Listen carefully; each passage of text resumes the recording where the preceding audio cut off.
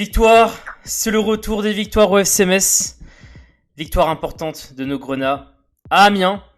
Match très très important pour cette 27e journée de championnat de Ligue 1. Les Grenats qui se sont imposés 1-0 sur les petites terres amiénoises au stade de la Licorne. Ce fut dur, Grenat Forever. Ce fut pas facile. Bonjour Monsieur Socket, bonjour à tous. Ce fut pas facile, mais c'est une victoire très très très importante au niveau comptable. C'est tout ce qu'on va retenir. C'est tout ce qu'on va retirer effectivement. Alors tout d'abord, vous avez à l'écran le programme pour ce podcast comme d'habitude. Si vous voulez accéder à une partie plutôt qu'à une autre, vous allez dans les descriptions de la vidéo et vous avez directement les parties. Vous cliquez sur le temps correspondant à la partie, c'est en bleu normalement, et vous accédez directement à la partie qui vous intéresse. Mais nous évidemment on va faire l'ensemble, c'est-à-dire que plusieurs choses à aborder sur ce débrief de ce match. Et je dirais Grenat Forever, commençons tout d'abord par le 11. Parce que donc il y a le choix des hommes, il y a aussi la question tactique que l'on va aborder dans un deuxième temps, je dirais. Mais tout d'abord le 11. Alors, plusieurs suspendus quand même à prendre en considération pour faire ce 11, Grenat Forever. Udol, qui a été très très bon depuis le début déjà depuis 2020, début 2020, même un peu avant, fin 2019, déjà commence à être intéressant. Là, il était vraiment très très bon depuis 2020. Mais il était suspendu. Thomas Delaine le remplace. Ensuite, autre changement, on va dire, important. Habib Diallo, qui nous a fait une belle cagade lors du match contre nos amis lyonnais, est suspendu pour 2 matchs, plus 1 avec sursis. Donc n'était pas là pour ce match contre Amiens. Et donc c'est Nian, dont on l'avait annoncé, Grenat Forever, lors du débrief contre Lyon, on l'avait dit qu'il allait normalement prendre le poste d'avant-centre. Et ça a été confirmé. Lyon l'a confirmé en conférence de presse. Tout à fait. Donc Nian prend la place d'Habib Diallo. Opa Nguet était malade durant la semaine. On a préféré le ménager, on l'a gardé dans le groupe, mais on l'a ménagé. Et donc là, automatiquement, avec tout ce jeu de chaises musicales qui s'est déroulé, on se retrouve avec Thierry Ambrose sur le côté gauche, Farid Boulaya sur le côté droit, Nian en pointe de l'attaque, forcément. Les 3 au milieu de terrain avec des retours. Et le retour de 2 suspendus du match de Lyon, avec Pajot et Maïga. Donc Pajot, Endoram, Maïga, ce milieu de terrain qui semble assez indéboulonnable jusqu'à la fin de la saison. Et donc notre défense, comme j'ai dit, avec Udol qui a été remplacé par Thomas Delaine, il y a John Boy, Dylan Broad comme d'habitude, et Fabien Santons à droite, et dans les buts, Alexandre Oukidja. Au niveau du choix des hommes, alors autant il n'y avait pas d'interrogation sur le cas de Udol remplacé par Thomas Delaine, Nian qui remplace Habib Diallo, il y avait des interrogations comme sur les joueurs de côté Grenat Forever. T'as été, et je m'en souviens parce qu'on a vécu le match ensemble, t'as été un peu surpris de voir quelqu'un comme Thierry Ambrose par exemple, titulaire sur le côté? Parce que je m'attendais à voir Boulaya et Nguet.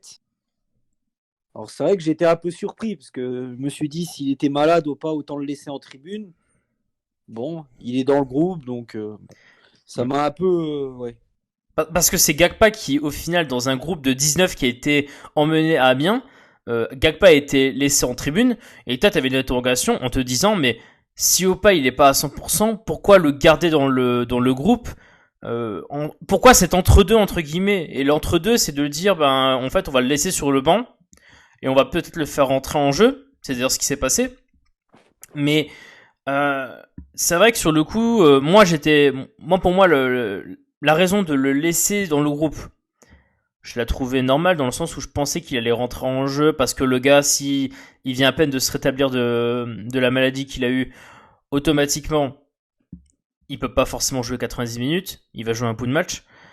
Après, effectivement, mettre Thierry Ambrose sur le côté ou pas, il y avait de l'interrogation quand même. Il a fait ce choix. Farid Boulaya qui revenait lui aussi de suspension. Je crois qu'on l'a oublié de le dire. Qui donc est mis là aussi. Et au final, cet ensemble de 11 joueurs, il reste quand même cohérent, quoi. Sur le papier, en tout cas. Et Ouais, avec mais les sur le sons de... papier, oui, hein. De toute façon, à partir du moment où Opa n'est pas là, en joueur de côté, il restait que Ambrose, voire le petit Yab. Donc il a fait le choix qui légitime, je dirais. Ouais, le choix légitime. Et donc, ce qui fait que automatiquement, il y avait des interrogations peut-être sur la manière de jouer. Et là, c'est le deuxième point qu'on aimerait aborder, Grona Forever, c'était quoi ce système? Parce que on était tous un peu interloqués sur les réseaux sociaux parce qu'on comprenait pas. En phase offensive, euh, on voyait un... Alors, pour nous, Farid Boulaya, il est sur le côté droit dans un 4-3-3 quand on prend la feuille de match, tu vois. Et là, on voit un Farid Boulaya qui était derrière Nian, Maïga qui montait beaucoup sur le côté droit, en phase offensive, je parle. Hein. Et là, on se disait, mais c'est le retour du sympa, c'est quoi ce bordel là? Tu vois? On se disait, mais qu'est-ce qui se passe? Et après, quand on passait en phase défensive, là, on voyait que Farid Boulaya, qui était au milieu de terrain, donc c'est un problème quand il y a une perte de ballon, parce que quand il y a la perte de ballon, Farid Boulaya en phase défensive devait revenir sur le côté droit pour soutenir Maïga 111 dans le travail défensif. Et donc le remplacement, des fois, était pas si facile que ça. Et donc on s'est dit, mais c'est quoi ce truc, quoi? C'est un système hybride, quoi, tu vois? Ouais, c'était deux systèmes en un. Ouais, selon Encore les une phases. expérimentation. Mais c'était pas mal, hein, c'est pas la question. Mais c'est vrai que c'était encore une expérimentation tactique. Mais bon, force est de constater que ça a marché sur la première mi-temps, donc ça lui a donné raison. Oui, enfin, ce qui est un peu embêtant sur l'application de ce système-là, c'est encore une fois, tu vas bricoler. Alors, il y a deux hypothèses. L'hypothèse numéro un, c'est de se dire, on va rester avec le 4-3-3 jusqu'à la fin de la saison, tu vois. Et donc, on continue à travailler ça. Ou alors, moi, c'est un peu ma théorie de me dire, mais si Adama Traoré revient, tu vas pas forcément rejouer en 4-3-3. Tu vois?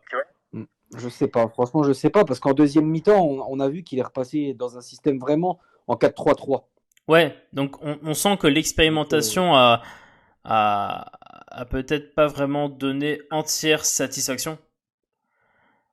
donc il a Ce... tenté sur la première. Après, est-ce qu'il a rechangé en deuxième? Parce que voilà, on menait au score, donc il est repassé dans un schéma plus classique. Ça, je ne sais pas. Il faudra voir comment on va débuter la semaine prochaine. Moi, j'ai une théorie là-dessus. Je sais pas si ça t'intéresse et si ça vous intéresse, mais ma théorie, c'est que en première mi-temps, on a quand même, alors je sais que certains ne sont pas d'accord, mais on a quand même subi des occasions très dangereuses après le premier but, parce que donc Farid met le but à la 26e minute de jeu. Il y a des actions qui se déroulent pour Amiens en deuxième mi-temps. Il y a notamment cette frappe à l'entrée de la surface, un contre un direct Mhm. entre Oukidja et l'attaquant d'Amiens. Et tu C'est leur sens seule que occasion franche de la première mi-temps. oui, peut-être une autre, je crois. Mais en tout cas, ce que je veux dire par là, c'est tu sens quand même que sur les côtés, t'avais un peu du mal, et notamment le côté de Fabien Santonze, parce qu'au final, avoir un Maïga qui monte très très haut pour combler l'espace laissé par Farid Boulaya qui était derrière Nian, c'est problématique sur les pertes de ballon. Et mine de rien, on a encore quelques difficultés dans la circulation du ballon. On récupère beaucoup de ballons, ça c'est indéniable, mais dans la circulation du ballon, il y a beaucoup de déchets. On l'a vu sur l'ensemble du match avec Oukidja qui te balance encore une fois la balle en tribune. Tu vois, t'avais encore des... Oui, bah oui, j'ai entendu Ah non, Grena mais Forever. il le fait une fois par match, donc Il a il fait faut s'y plus, habituer. il a fait plus d'une fois quand même. Enfin bref, passons. Mais non, mais c'est vrai que t'as encore quelques difficultés dans la circulation du ballon. Et là, c'est vrai que perdre la balle et les Amiénois, je veux dire, ont pas réussi à cadrer. Enfin, ont pas réussi à être très très dangereux, je veux dire, à part deux trois occasions en première mi-temps. Je parle bien de la première mi-temps. Mais tu sentais qu'il y avait un peu de largesse quelquefois. Et c'était très embêtant. Tu vois, il y avait des jeux en une deux touches qui étaient très très difficiles à gérer. Même pour la paire John Boy Dylan Brown, tu vois.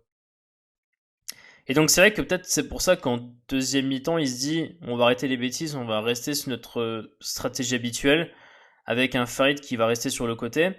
Et là après on a vu que tu vois en deuxième mi-temps, ça a été plus sur le côté de Thierry Ambrose qui est venu le danger. Mhm. Tu vois, au final, ça a été un peu compliqué aussi pour lui, Thierry Ambrose, sur le plan défensif.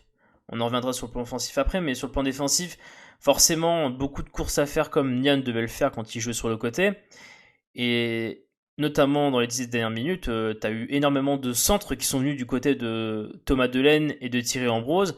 Et certains le soulignent à juste titre que ce côté-là paraît quand même assez faible défensivement parlant, comparé à l'autre côté, tu vois. Au côté de Fabien Santonze, Maïga Boulaya. Le côté Ambrose, Pajot, Delaine paraît quand même plus faible. Et ça s'est vu sur le match défensivement parlant, ça s'est vu que c'était plus faible, tu vois. Je suis d'accord. Après, les actions franches amiénoises arrivent paradoxalement quand Ambrose sort et quand Nguet rentre. Oui, Donc ça, c'est aussi paradoxal. On loue souvent les qualités défensives d'Opa Nguet, et or, quand Amiens était dangereux, ça passait au moment où Opa est rentré. Donc après, il y avait peut-être un manque de rythme aussi, c'est normal. Mais... moi je pense que c'est plus dû au fait que l'équipe dans son ensemble a décidé de jouer très très bas, de, on peut le dire, hein, totalement mettre à la poubelle toutes le jeu de relance, parce que les relances dans les 10 dernières minutes de jeu, alors que tu sais, t'as Amiens qui rate beaucoup d'occasions et tu récupères beaucoup de 6 mètres, les relances sont catastrophiques. Bah, c'est là où Kija nous en fait encore une belle, tu sais, en la sortant, tu vois. Donc c'était vraiment là où, au final, tu donnais tous les cartouches à Amiens pour te menacer dans les 10 dernières minutes. Ouais, parce que jusqu'à la 80e, tu dois tuer le match Ouais, tu au dois. moins à 2-3 reprises. Tu as les occasions vraiment pour leur faire mal, tu les mets pas au fond. Donc on connaît trop souvent ce scénario où quand t'arrives pas à mettre le deuxième, bah, tu t'exposes dans les 10 dernières minutes. Ouais. Et là, c'est vrai que collectivement, le 4-3-3 là a très replié sur lui-même. T'as laissé des opportunités quand même à Amiens. Donc après, est-ce que le bloc est trop bas? Je pense que le bloc est trop bas à ce moment-là. Même si on est d'accord, match sous tension parce que pas sous tension, j'irais violente, hein, mais sous tension parce que les deux équipes jouent pour le maintien. Amiens a besoin plus de points entre guillemets que Metz, on peut le dire. En Mhm. plus, ils jouent à domicile, donc forcément, et Metz sortait d'une série de non-victoires, hein, 4 matchs sans victoire, donc il y avait l'idée aussi il y a un peu de peur hein, qui était présent chez les joueurs de Vincent Ognon. Donc ça, c'est pour la partie un peu analyse collective. J'aimerais qu'on s'attarde sur quelques joueurs Grenade Forever. Commençons tout d'abord par Thomas Delaine. Thomas Delaine qui a remplacé donc Mathieu Hudol. Tâche importante pour lui, hein, parce que mine de rien, Mathieu Hudol l'a totalement mis sur le banc de touche du fait de ses récentes performances. D'ailleurs, c'est des choses qu'il a reconnues en conférence de presse. Et ça, c'était quand même très, très, je dirais, fort de sa part de reconnaître que oui, effectivement, Mathieu Hudol est plus fort que moi défensivement. Et donc, sur ce niveau-là, il est meilleur que moi. Mais tu vois, c'est quelqu'un qui comprend les raisons pour lesquelles aujourd'hui, il n'est pas titulaire à Metz.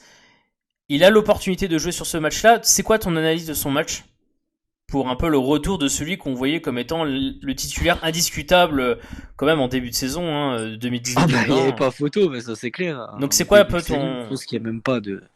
Ouais. Il a été. Bah, paradoxalement, en première mi-temps, tu sentais qu'il était peut-être un peu sur le frein à main, il n'osait pas trop prendre son couloir. Ouais. Alors, est-ce que c'était des consignes de Vincent Ognon ou est-ce que lui, il s'est mis trop de pression à dire il faut vraiment que je bétonne mon côté, quitte à jouer contre nature? Ouais. Qui je trouve qu'il prenait pas trop son couloir, donc défensivement, il n'a pas trop été embêté en première mi-temps. D'ailleurs, ça s'est vu. Ils sont passés que du côté de Fabien Santonze. C'est vrai. Et en deuxième mi-temps, là, quand tu as eu les espaces, quand Amiens a commencé à pousser, tu as vu que là, offensivement, ce qu'il peut nous apporter quand il fait ses montées, là, sa qualité de centre. Et Ouais, du coup, après, bien sûr. il va te laisser quelques boulevards si. si t'as le malheur d'être contré, quoi. Ouais, et c'est là qu'on disait justement que on avait un peu peur en avant-match quand on voit le côté gauche de Metz avec Ambrose, Delaine, Pajot, parce qu'on se dit, ce côté-là, d'accord, il peut apporter offensivement, mais défensivement, ça risque d'être très très très compliqué. Et au final, c'est vrai que t'as raison, Delaine, offensivement, a été, moi je trouve très très bon, dans l'apport, tu vois, Surtout en deuxième mi-temps. surtout en deuxième mi-temps, enfin, il a cette action où il part et où il provoque le carton jaune de la Ménois, tu sais, quand il déborde sur le côté gauche, où il peut aller seul, hein, s'il se fait pas stopper net, donc l'arbitre met un carton jaune au joueur d'Amiens. Son jeu de centre aussi, qui a été quand même, il a eu quand même des centres à faire, tu vois. Donc c'était pas mal dessus. Après défensivement, là où ça m'embête un peu, c'est le fait que ouais, les 10 dernières minutes de jeu, j'ai pas vraiment le souvenir d'action de but qui venait vraiment du côté de Fabien Santon. Par contre, tous les centres notamment étaient amorcés côté Thomas Delaine, quoi. Et tu sentais que Thomas Delaine, euh, en fait, je sais pas, t'avais le sentiment que la défense était assez élargie en fait, même si elle était pas vraiment, mais tu sentais des largesses. Et t'as le spectre un peu de, tu vois, Thomas Delaine, je pense qu'il s'en souvient, le match contre Rouen, tu vois, ou contre Rouen, il se fait prendre dans le dos. Et là, c'est défensivement, ça faisait peur, tu vois. Je sais pas ce que t'en penses, mais Peur. Non, bah, peur, c'est peut-être un grand mot. dans les 10 dernières minutes, quand même. Les 10 dernières minutes, On a eu, t'as des occasions quand t'as même, eu hein. peur, mais T'as des centres, les centres quand oui, même. ils ont des centres, mais ils ont des centres parce qu'ils n'arrivent pas à passer dans le cœur du jeu tellement qu'on est que parce que notre milieu à 3 fait tellement peur qu'ils sont obligés de passer sur les côtés. Ouais. Et donc moi je dis quand t'as plus qu'une seule solution, c'est d'envoyer des centres à chaque fois, c'est que t'es en manque de solutions Ouais. Après, offensivement. mais on sait qu'on est quand même une équipe qui est assez friable sur les centres quand même. Enfin, pas friable, mais Après, c'est vrai qu'on a eu un petit peu moins de présence aérienne dans les dernières minutes sur les centres. C'est bizarre parce que Braun généralement est assez hmm. dans les airs. Il a l'habitude de quand même tout sortir. Là, tu sentais qu'il était peut-être un peu plus friable genre hier soir. Ouais. Mais dans l'ensemble, hein, c'est vrai que dans le jeu aérien, c'était il y a un moment donné. Donc là, c'était pas sur le côté de Delay, mais le côté de 111 où tu vois, où Kidji avait un peu de mal sur certaines sorties. Mais non, mais sur le côté de Delaine, par contre, c'est vrai que ça m'a fait beaucoup peur dans les 10 dernières minutes de jeu. Après, effectivement, Thomas Delaine, il est en cours de forme, hein, faut pas se cacher. Hein. Le gars, a pas fait un match titulaire depuis un bail, hein, depuis Rouen. Mais dans l'ensemble, fait quand même un Voilà. match assez correct par rapport à ce qu'on pouvait attendre de lui. Bah, il nous a fait du Thomas Delaine, c'est-à-dire offensivement qui était présent, mais défensivement qui a quelques difficultés encore. Tu vois. Donc bon. Après, je pense pas, pour en finir sur Thomas Delaine, je pense pas que ça va pousser Vincent Ognon pour le match contre Nîmes à changer Thomas Delaine et mettre, pardon, à ne pas mettre Mathieu Hudol et remettre Thomas Delaine, tu vois. Ah bah c'est ça, non mais. Pour moi, Mathieu Hudol va revenir titulaire. Aujourd'hui, comme je l'ai dit, je pense pas que le travail offensif de Thomas Delaine compense ses lacunes défensives, tu vois. Pour Metz en tout cas. Donc c'est pour moi, Mathieu Hudol va revenir pour le prochain match contre Nîmes. Autre joueur dont on va parler, parce que j'ai envie qu'on en parle, Monsieur Thierry Ambrose. Pareil, Thierry Ambrose, un joueur qui a peu de temps de jeu, Voire pas du tout, ouais. voire pas du tout. Pas évident pour lui parce que, mine de rien, l'attaque de Metz s'est affaiblie sur ce match-là, donc forcément, on attend des mecs comme lui, tu vois, qui se montrent. D'autant que c'est rentré, alors, il y a un truc intéressant avec Thierry Ambrose, c'est que c'est un mec qui, dans son jeu, et je pense que tu es d'accord avec moi, est assez prudent. Mmh. Il tente pas beaucoup de frappes, et ça s'est encore vu sur ce match. Même s'il a su être menaçant, tu sais, avec des percées, tu sais, sur le Bah, il s'est côté. lâché au fil du match, il a commencé à se lâcher. Il était certainement tendu au début de match, ça s'est vu, parce que pendant 20 minutes, je sais même pas s'il a touché un ballon. Ouais, et se un peu sur ce côté gauche, alors que Boulaya était près de Nian dans l'axe, tu vois, et Tu sentais que le jeu allait un peu, allait pas trop être de son côté, mais Thierry Ambrose c'est pas le genre de mec, tu vois, qui va vouloir se créer des occasions de tir tout le temps. C'est quelqu'un qui est assez prudent, qui a voulu très souvent remettre la balle à d'autres joueurs. Ouais, il était très, très altruiste hier, alors qu'il aurait pu être égoïste à certains moments. Ouais. C'est dommage parce qu'il y a des situations, quand il a commencé à se libérer un peu, c'est pas des situations qui sont très très franches, mais voilà, il a quand même fait mal à son vis-à-vis adverse. Il apporte quand même quelques petits centres. Mm. Celui sur Nian, il aurait pu être décisif d'ailleurs en deuxième mi-temps. Là. Bien sûr, oui, l'action Nian étant dans la surface où il tire une belle frappe à contre-pied du gardien Gertner et Gertner fait un magnifique arrêt d'ailleurs et il est dessus. Christophe Jallet était sur lui au marquage. Il a eu un peu de mal, c'est vrai aussi Il lui a fait mal. Hein. Il lui a fait mal.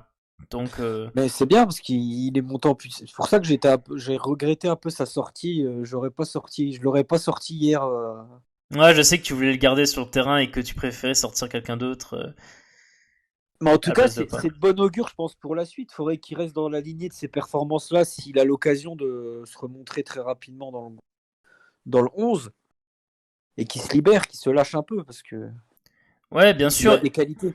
bien sûr, bien sûr. Alors après, effectivement, ça va être très compliqué de retrouver une place de titulaire dans un système avec 3 joueurs devant parce que, bah, évidemment, Diallo va être de retour et Opengate va normalement être de retour en tant que titulaire également. Farid Boulaya a marqué des points et on va revenir sur son match après. Donc, il est dans la rotation aujourd'hui. Oui, c'est un joueur de rotation. Voilà, c'est un joueur de rotation. Maintenant, la question est de savoir est-ce qu'aujourd'hui il a marqué plus de points que son compère de l'attaque en pointe dont on va parler tout de suite. Mais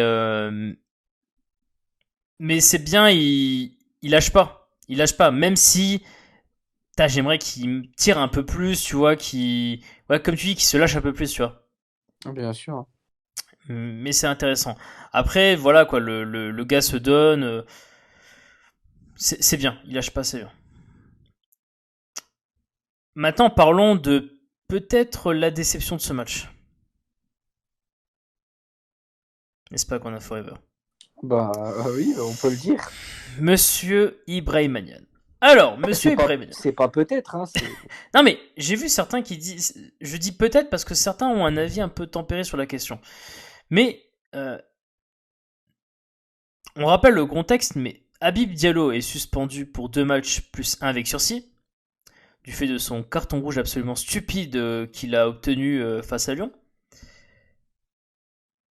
Et là, on s'était dit, Grenoble Forever, lors du débrief du match entre Metz et Lyon, il va avoir une chance pendant 2 matchs de montrer ce qu'il a dans le ventre.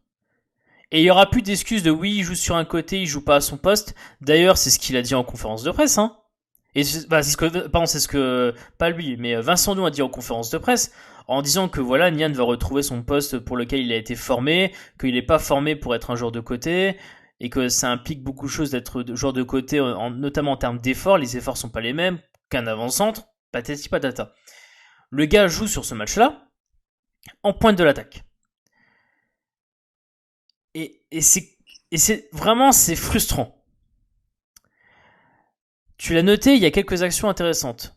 En deuxième mi-temps, Gertner, il peut mettre le but. Gertner fait un arrêt fantastique, parce qu'il est prêt à contre-pied. Bien sûr. Il peut marquer un but là, et je dirais, la copie est peut-être pas forcément la même. Enfin, la pression est pas forcément la même. Mais là, pas le même avis sur son match, il met le but, mais bon. Ouais, mais là sur ce match, comment dire? Déjà, moins de présence physique quand même vers l'avant d'attaque. Et malheureusement, il souffre de la comparaison avec Diallo. On le voit bien. Que physiquement, tu vois, il est moins dedans, tu vois, tu sens qu'il pèse moins sur le défenseur adverse. En plus, en face, il y avait un certain Aurélien Chedjou, donc le mec a de l'expérience quand même un peu Ligue 1. Et donc là, tu sens que ça, tu vois, ça pesait moins quoi qu'un Diallo. Ça déjà, c'est une chose qu'on a forever. Deuxième chose, j'en ai marre qu'il tombe par terre. Oh, il est agaçant quand il fait ça. Ça m'énerve. On a déjà Opa qui se couche assez régulièrement par terre pour chercher les fautes, mais quand c'est lui, c'est l'impression, ça en fait, c'est la solution de facilité de se mettre par terre parce qu'il sait qu'il va pas faire la différence. Donc, il va vouloir se coucher par terre pour essayer de chercher je sais pas, un coup franc, un truc comme ça. Mais quand c'est systématique, ça commence à devenir agaçant. Et surtout, les arbitres le remarquent, quoi. Il n'a pas eu un coup franc en sa faveur, mais j'ai envie de dire, c'est normal. Donc ça, c'est un peu frustrant, ce deuxième point. Troisième point, c'est le fait que c'est quelqu'un qui... très souvent, ça cherche la difficulté, tu vois, c'est pas la solution de facilité qu'il cherche. Très souvent, il y a tu vois, dans l'orientation de la balle, quand il l'a par rapport à ses autres coéquipiers, par rapport à Ambrose, par rapport à un Boulaya, tu sens que là aussi, tu vois, ça manque encore de justesse technique. Et, et je suis désolé, mais beaucoup de personnes s'interrogeaient en disant, et nous on s'est beaucoup interrogé aussi, Grown Up Forever, en disant, est-ce qu'actuellement Nian est une déception sur cette saison-là? Premièrement, depuis 2020, il joue tous les matchs en tant que titulaire, match, hein. tous les matchs titulaires, pas à son poste, je suis d'accord. Et là, il a deux opportunités, dont une qui s'est passée ce samedi soir, là, contre Amiens, pour jouer en pointe de l'attaque. Et c'est là qu'à un moment donné, il va falloir prouver que ouais, tu mérites encore ta place tous les week-ends dans le 11. Parce que tu l'as très bien souligné là. Mais ça pousse derrière. Ambrose lâche pas l'affaire. Boulaya, on va revenir dessus, est en train gentiment de dire les cocos, je suis toujours là. OpenGate semble difficilement détrônable. J'ai envie de dire, Nian, attention. Attention, Nian. Et là, sur ce match-là, il a un peu de mal. Alors, je peux comprendre, premier match en tant que titulaire en pointe de l'attaque en Ligue 1, si je me trompe pas. Ou peut-être un deuxième. Non, ça doit être son premier. En Ligue 1, je parle. En Ligue 1. Ouais, oui. En Ligue 1, bien sûr, je parle. Pas. Il y a le match de coupe contre Brest aussi. Donc, ok, d'accord, tu retrouves ton poste de formation. Ça faisait longtemps que t'as pas joué, très bien. Là, il y a la série de 4 matchs dans laquelle on est actuellement. Il va y avoir Nîmes derrière, à domicile. Attention, parce que effectivement, il va jouer contre Nîmes, puisque Diallo est encore suspendu.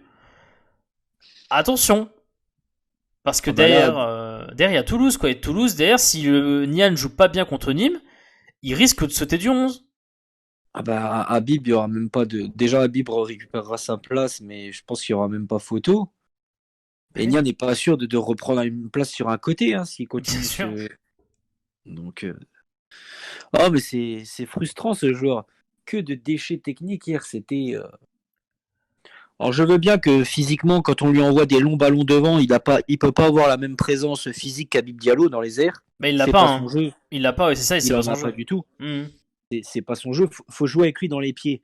Et Ouais. le nombre de fois où on lui envoie les ballons dans les pieds, que derrière ça aboutit à un mauvais contrôle, une transmission de balle qui va directement dans les pieds du défenseur, un dribble qui à chaque fois, il a quasiment tout raté ce qu'il a entrepris hier. Mais tu sens que son dribble est un peu lourd en fait. Je sais pas comment dire, mais tu vois, t'as l'impression qu'il traîne quelque chose quand il fait un dribble. Chaque shot, tu as l'impression de te dire pourquoi il a pas fait ça, pourquoi il a fait ça, pourquoi il a pas fait ça, il aurait dû faire ça. Et il y a juste cette frappe en deuxième mi-temps qui, en les apparences, il aurait marqué, mais sinon, c'était très pauvre ce qu'il a montré hier. Ouais, c'est un peu dommage, franchement. Et il faut qu'il fasse attention. Parce que là, il y a Nîmes qui arrive. C'est une occasion à ne pas laisser. Deux autres joueurs dont j'aimerais que l'on parle, et on va terminer après sur les résultats des autres concurrents et le classement actuel du FCMS. Tout d'abord, monsieur Farid Boulaya, qui, homme important du match, puisqu'il a marqué le seul but de la rencontre. Et quel but! Et quel but! Mais surtout, je dirais, là, on a eu un joueur qui... Là, on a senti la présence de Farid Boulaya. Tu vois? Là, c'était... Là, on a senti la présence du gars. Déjà parce qu'au niveau... Et surtout, c'est quelqu'un qui a tenté des frappes aussi. Dans cette rencontre. Franchement, c'est... On avait des motifs d'espoir après Montpellier. Malheureusement, derrière, match suivant, il prend ce rouge. À Nantes, ouais. À Nantes. Lors d'une rentrée en jeu. Qui l'empêche de jouer contre Lyon, d'ailleurs. Mmh. Et là, il fait ça, met un nouveau but dans un match très très compliqué. Le petit Coco, il est peut-être en train de retrouver sa place de titulaire. Hein. Ah, tu sens, non mais on l'avait dit, c'est un mec qui marche tellement à la confiance que le but qu'il met à Montpellier, ça, je pense que ça a été peut-être le déclic et ça l'a libéré un peu mentalement. Les applaudissements quand il rentre contre Bordeaux, ça lui a fait du. Je pense que ça lui a quand même fait du bien, ça. Ouais. Il l'a pas dit, mais ça a dû jouer parce que voilà. Puis hier, tu sens que dans un poste qui en plus pas forcément un poste qu'il maîtrise. Hein. Je dis pas qu'il est pas bon en poste de numéro 10, mais il joue à un poste qui n'est pas forcément adapté à ce qu'il connaît d'habitude et il s'en est plutôt agréablement bien sorti. Puis il a joué juste hier, simple. Le nombre de matchs où on disait, et moi le premier, pourquoi il s'entête à faire des dribbles, à vouloir chercher la solution personnelle alors qu'il peut jouer simple. Hier, qu'est-ce qu'il a pu. Tous ses choix étaient justes, étaient simples, il n'a pas cherché à en faire trop. Non, là, on a retrouvé le Farid de la première partie de saison de l'année dernière. Hein. Bah, en tout cas, on commence. On va pas s'emballer. Hein. Il y a des prémices. Ouais, il y a des prémices. On est sur les 3 derniers matchs auxquels il a participé. On est sur 2 matchs où il a mis un but lors de 2 matchs. Il prend ce rouge lors du match contre Nantes. On va pas s'emballer. On va pas s'emballer. Mais en tout cas, c'est vrai qu'il y a très peu de chances qu'il ne soit pas titulaire contre Nîmes. Je pense que là, contre Nîmes, il va à nouveau jouer. Donc, il a encore une nouvelle chance de montrer que c'est pas juste, c'est pas juste quelque chose de temporaire, sa performance, mais il peut prolonger ce genre de performance. Et là, il y a Nîmes qui va apparaître à lui. Parce que moi, je vois Open Gate reprendre sa place par rapport à Thierry Ambrose. Donc, je pense pas que Farid Boulaya sera mis en dehors du 11 pour le prochain match. Donc Farid Boulaya peut encore prouver qu'effectivement il est de retour quoi. Ah bon, on devrait retrouver normalement un trio d'attaque qu'on avait eu l'occasion de voir assez régulièrement en Ligue 2 quand même. Boulaya et Nguetnian. Ouais. Donc voilà quoi. Donc c'est bien, c'est très très bien pour Farid. Puis après, on garde le meilleur pour la fin quand même. Le meilleur pour la fin, notre dieu à tous, monsieur Alexandre Oukidja. Alors Oukidja qui, encore une fois, s'il n'est pas dans le 11 type Ligue 1, je pète un câble. Parce qu'il a été encore... c'est chiant quand t'es face à lui. Hein.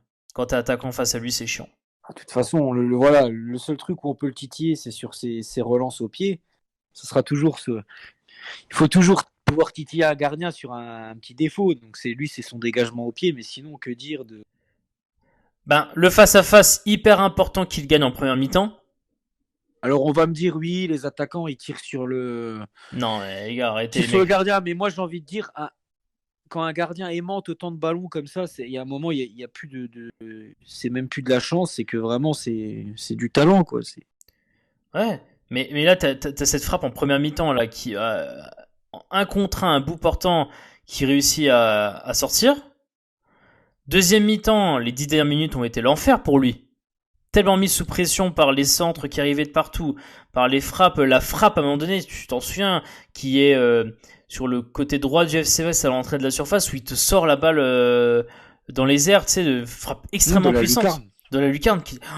Tu vois, ça, la frappe au milieu de terrain qui te sort en corner, qu'il essaie de récupérer derrière, tu vois, mais qui finalement sort en corner. Le gars a été, voilà. 2-3 centres où il va aller chercher dans les airs, il a une présence dans le domaine aérien qui est assez bien quand même.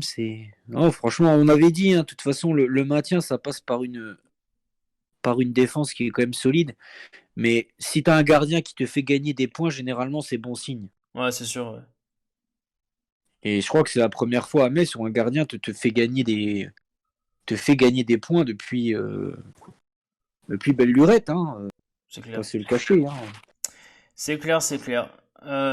Pour les joueurs, petite mention, et on va pas développer plus que ça, mais Kevin Endoram qui continue encore une fois à nous prouver qu'il a un sacré mental quand même. Hein. Avec tous les événements qui sont passés là. Ah, mais bien sûr, tu peux pas lui prendre. Tu peux pas lui prendre la balle dès qu'il récupère la balle. Tu peux pas lui prendre la balle, impossible. C'est Ouais, c'est. impossible. Il est monstrueux, il monte clairement en puissance depuis le début d'année de 2020. Je pense qu'il est en mission pour Kaby aussi. Ça joue aussi beaucoup. Je pense qu'il joue pour lui, il joue pour deux, donc ça lui décuple vraiment. Ouais, ça lui Pourtant, donne. j'étais vraiment pas fan de ce mec-là, moi. Hmm. Après ce qu'il avait fait, même si voilà, j'ai pas tous les tenants aboutissants, mais force est de constater qu'il est incontournable. Et tout le milieu en général, Ouais, tout le milieu en général. ce milieu à 3 est quand même. On ne perd pas avec ce milieu-là. Donc, C'est clair. C'est clair, c'est clair. Parlons des résultats et du classement du FCMS et on va terminer ce débrief sur ça. Le FCMS qui, à l'heure actuelle où on fait ce podcast, est 15e. Avec meilleur classement cette saison, je crois. Pour l'instant. meilleur classement cette saison, je crois aussi. Faudra vérifier. 15e, 31 points. 4 points d'avance sur le barragiste, C'est ça. qui est Nîmes actuellement. Peut-être que ce classement va changer puisqu'il reste encore une rencontre qui va normalement se dérouler, une rencontre assez chaude qui va se dérouler dimanche soir, qui fait que peut-être qu'on sera plus 15e. Peut-être qu'on sera plus 15e. Ouais. Donc, mais ça, vous aurez le résultat comment dire, sur l'écran, puisque vous aurez le classement mis à jour. Mais effectivement, les Messins qui sont 15e, 31 points. Alors pourquoi est-ce qu'on a réussi à faire une aussi bonne opération en mettant Dijon à 4 points, Nîmes à 4 points, en mettant désormais donc à 9 points Amiens et surtout aussi en mettant Toulouse à 18 points? C'est parce que au niveau des résultats de cette journée, de cette 27e journée, Nîmes a perdu à domicile contre Marseille, 3 buts à 2. C'était la bonne nouvelle, ouais. C'était l'une des bonnes nouvelles de la soirée. Dijon a pris 4-0 à Paris. Logique. Rennes a battu Toulouse à Toulouse 2-0. Donc là aussi, Toulouse continue à plonger. Et en termes... Oui. Non, j'ai dit Toulouse, ça me. Ah, ça continue, hein. Ça continue. C'est triste quand même pour eux, mais bon. Ouais. Autre résultat, Angers a gagné à Brest. Ce qui fait que Brest, au classement, comme vous avez pu le voir, est juste devant nous à 3 points et nous jouons contre Brest à domicile. Dans pas si longtemps. Donc ça peut être intéressant. Je dis ça, je dis rien. Mais puis mentalement, tu passes la barre des 30 points, c'est toujours une barre un peu, qu'on dit, voilà. Un peu symbolique. Symbolique, voilà, parce que tu te dis, il manque plus beaucoup de points avant la barre des 40 points. C'est ça. Ouais. Et point important que tu avais relevé juste après le match Grenade Forever, mais la différence de but de nos Messins à -9, ça devient aussi intéressant parce que tu vois quand même que Amiens à -19, que Nîmes à -14. Mine de rien, on sait jamais comment va se terminer la course aux places de barragistes éventuellement. La différence de but peut jouer. Et clairement, ça, on est bien placé pour le savoir que la différence de but, elle peut jouer. Nous faisons un coucou à nos amis du Havre, d'ailleurs. Donc, mais oui, donc la différence de but est intéressante. D'ailleurs, c'est intéressant, vous pouvez voir le classement défensif du FCMS. Voilà. Bah, c'est Team Grenat, que je salue sur Twitter, qui a mis le classement sur la phase retour. Et j'ai souligné que Metz avait la meilleure défense du championnat avec l'Olympique de Marseille sur l'année 2020. Ouais. Vous prenez ça comme vous voulez, mais... C'est pas mal. Solidité défensive retrouvée, qui n'est pas étranger à l'arrivée de 2 joueurs, peut-être Monsieur Pajot, Monsieur Braun. Et aussi, je pense aussi faut inclure aussi peut-être Mathieu Hudol. Dans cette solidité défensive, tu vois. Bien sûr. Je pense que nous avons fait le tour, si ça n'est qu'il faut parler très rapidement de ce qui attend les Messins pour le prochain match. Et le prochain match, il va être important ce match-là. La réception de Nîmes, Grenade Forever. C'est capital. Nîmes, 18e actuellement, qui est relégable. Donc là, si on peut mettre les Nîmois à 7 points, oula, là ça va être... ça peut être extraordinaire. Pour moi, c'est une journée qui est... Avec Amiens, c'est vraiment la journée où on peut faire mal, parce que Amiens va à Marseille. Ouais. tu reçois Nîmes, tu peux faire vraiment, je pense, le trou final. Tu pourrais mettre Amiens à 12 points et Nîmes à 7 points. Donc tu frapperais vraiment un très grand coup samedi aux alentours de 21h45 si tu viens à gagner. Ça va pas être facile. Aucun match ne sera facile, mais c'est à nous d'aller les chercher de toute façon. Donc, Et d'autant que j'ai pas trop envie de vous rassurer, mais je vous conseille pas d'aller voir le classement du FC Metz à domicile. 18ème, c'est ça, Grenade Forever ? 18ème, ouais. 18ème équipe à domicile cette saison. Voilà. On perd pas beaucoup, mais on fait beaucoup de matchs nuls en fait à la maison. Ouais. Et on est sauvé par un parcours que je pense. On est en fait dans la lignée de notre parcours à l'extérieur de l'année dernière, c'est qu'on est très solide à l'extérieur, ce qui est rare pour une équipe comme nous. Et malheureusement à domicile, on a beaucoup de mal. Grenade Forever, merci beaucoup d'avoir participé à ce live. Dites-nous vous en commentaire qu'est-ce que vous avez pensé de ce match. Les joueurs qui vous ont impressionné, ceux qui vous ont déçus. On a parlé de Nian dans les déceptions, évidemment les grandes réussites, Farid Boulaya, Oukidja. Dites-nous un peu ce que vous en pensez. Quant à nous, on vous retrouvera pour le prochain débrief. Et n'oubliez pas de vous abonner, bien sûr, le petit like, voilà, comme d'habitude, pour nous soutenir, ça nous permet d'être mieux référencés. Et on vous souhaite à toutes et à tous une bonne semaine. Et allez Metz. Allez Metz.